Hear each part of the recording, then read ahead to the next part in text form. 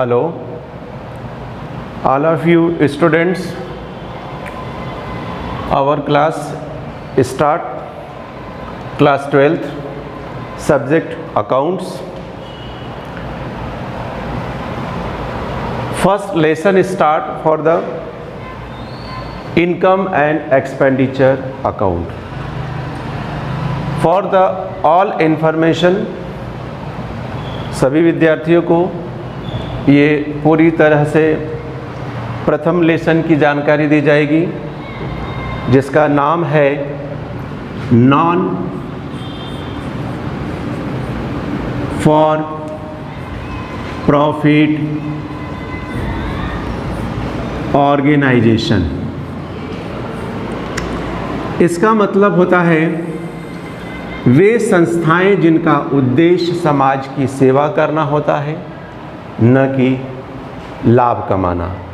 ऐसी संस्थाएं अपना कार्य को प्रारंभ करने के लिए सबसे पहले वह receipts and payment account maintain करते हैं।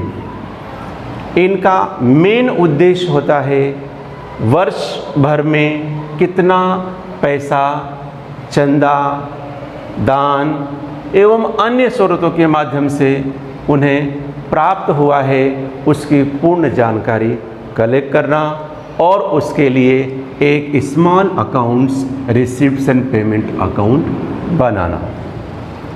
इस अकाउंट को बनाने से ट्रस्ट एवं क्लब को यह जानकारी मिलती है कि वह पूरे वर्ष में कितना पैसा प्राप्त किया है और कितना उन्होंने भुगतान किया है। हमें सबसे पहले रिसिप्ट्स एंड पेमेंट्स के विषय में ही पूर्ण जानकारी लेनी है। अब उसके लिए आपको एक छोटा सा अकाउंट्स बनाना है, और वो अकाउंट्स कैसा बनेगा इसका हम एक एग्जाम्पल दे करके आपको ये समझाएंगे कि रिसिप्ट्स एंड पेमेंट अकाउंट कैसे बनता है। उसके लिए हमें एक छोटा सा कॉलम बनाना होगा, और वो कॉलम कैसे बनेगा और उसमें किस प्रकार की एंट्रियां होंगी, ये सभी जानकारियां हम आपको बोर्ड पे बता रहे हैं। सबसे पहला हमारा अकाउंट्स का नाम रहेगा रिसिप्ट्स एंड पेमेंट अकाउंट। यह अकाउंट वर्ष के अंत में बनाया जाता है फॉर द ईयर एंडिंग 31 दिसंबर। और हमारे जो कॉलम बनेंगे वो कॉलम किस प्रकार से बनेंगे, ये पूरी जानकारी आपको यहाँ पर मिल रही है, जिसको ध्यान से आपको देखना है और कॉलम उसी प्रकार से बनाना है। किसी भी प्रश्न को जब भी हम समझते हैं तो आपको सीखना है। सबसे पहले डेबिट साइड में हमारा कॉलम बनता है रिसिप्ट्स अमाउंट, पेमेंट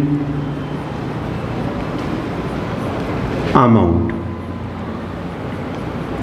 ये एक छोटा सा चार्ट बना रहे हैं, जिसके माध्यम से हमें ये मालूम पड़ेगा कि इसमें किस प्रकार की एंट्रियां हमें करनी चाहिए।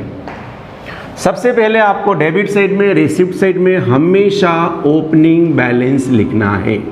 ओपनिंग बैलेंस का मतलब होता है कि संस्था के पास में लास्ट ईयर का बचा हुआ जो क्लोजिंग बैलेंस है वो इस वर्ष के स्टार्टिंग में ओपनिंग बैलेंस में ट्रांसफ़र किया जाता है। उसके पश्चात संस्था के पास में जो इनकम ऑफ सोर्स थे उसमें नंबर 1 सब्सक्रिप्शन, जिसको हम हिंदी में चंदा कहते हैं, सब्सक्रिप्शन। अब यहाँ पर अपने को ध्यान ये रखना है कि ट्रस्ट के पास में लास्ट ईयर का भी पैसा आ सकता है, तो लास्ट ईयर हमें मेंशन करना है। करंट ईयर का आ सकता है पैसा, तो करंट ईयर का हमें लिखना है। नेक्स्ट ईयर का पैसा आ सकता है, तो नेक्स्ट ईयर का भी हमें लिखना है। ये तीनों अमाउंट यदि हमारे क्वेश्चन में दिए हैं तो तीनों लिखना है, या फिर कोई भी एनी वन दिया हुआ है तो उसको मेंशन करना है। अदर रिसिप्ट साइड में जो भी पेमेंट्स आना है, जिस प्रकार से मान लीजिए डोनेशन का कोई पैसा हमको देता है तो डोनेशन की एंट्री करनी है। एंड यहाँ पर हम आपको लास्ट में लिख के दे रहे हैं ऑल इनकम, जितनी भी उनकी आमदनी के स्रोत हैं वो सभी रिसिप्ट साइड में लिखे जाएंगे। अब बात होता है इस पैसे को यूज़ करने का, तो यूज़ करने के लिए हमें पेमेंट साइड में लिखना है। अब ट्रस्ट और क्लब जितनी भी संस्थाएं हैं वो लोग जो पैसे को यूज़ करते हैं उनके स्टाफ को मेंटेन करने के लिए जो भी सैलरी दी जाती है तो हमें सैलरी भी हमें देना पड़ता है, तो ये सैलरी भी हमें मेंशन करना है। यदि हमारा ट्रस्ट क्लब रेंट पर चलता है तो रेंट का पेमेंट देना है, तो रेंट का हमको एंट्री करना है। यदि हमारी संस्था के पास में एक्सेस पैसा आ गया है तो संस्था दूसरे ट्रस्ट को भी डोनेशन दे सकती है, तो ऐसी कंडीशन में हमें डोनेशन को क्रेडिट साइड में भी लिखना पड़ सकता है। डेबिट में भी आ सकता है और क्रेडिट में भी आ सकता है। डेबिट में कब आएगा? जब पैसे हमको मिलेंगे। क्रेडिट में कब आएगा? जब पैसा हम किसी अन्य संस्था को पे करेंगे, देंगे। इसके अलावा इलेक्ट्रिक का बिल हम यदि भरते हैं तो इलेक्ट्रिक का बिल भी हमें यहाँ पर मेंशन करना होगा। यदि कोई असेट्स हम परचेस करते हैं, जैसे फर्नीचर वगैरह खरीदते हैं, तो उसका भी हमको यहाँ पर एंट्री करना पड़ेगा। एंड यहाँ पर हमें लिखना है ऑल एक्सपेंसेस, जितने भी हमारे खर्चे होते हैं वो यहाँ पर पूरा का पूरा मेंशन करना है।